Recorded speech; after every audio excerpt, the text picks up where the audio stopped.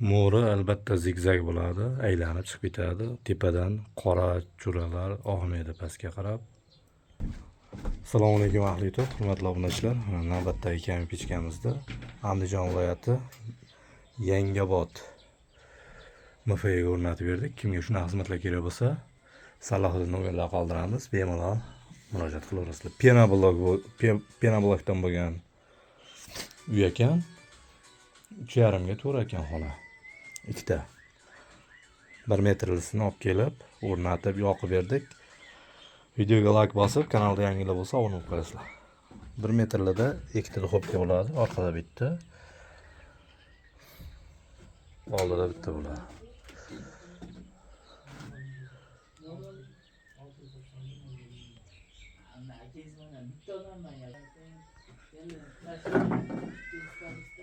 Tepasida dimoxod aylanib chiqib ketgan bo'ladi.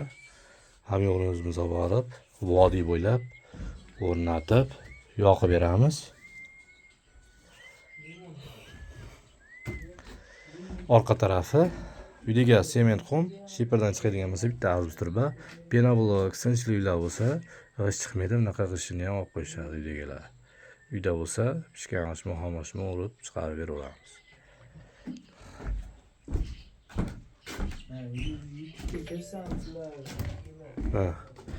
Old tarafi yo'q.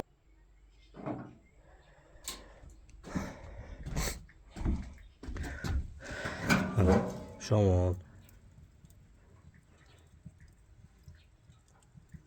Tutarmaydi, shamolda ham tutun qaytarmaydi. Yengil bir hafta 10 kunda tozalanib turilsa, unaqa to'lib ketmaydi. Dimoxodlar gazga mo'ljallangan.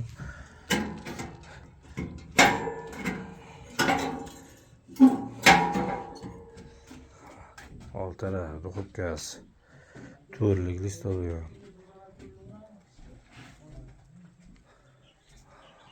Mo'ri zigzag uchib ketadi.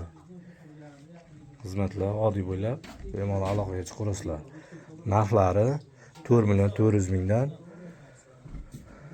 ham yo'g'ini o'zimiz olib borib, o'rnatib, yoqib beramiz.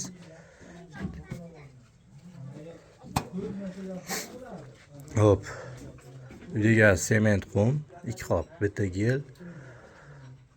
Keyin pena blok bo'lsa uy.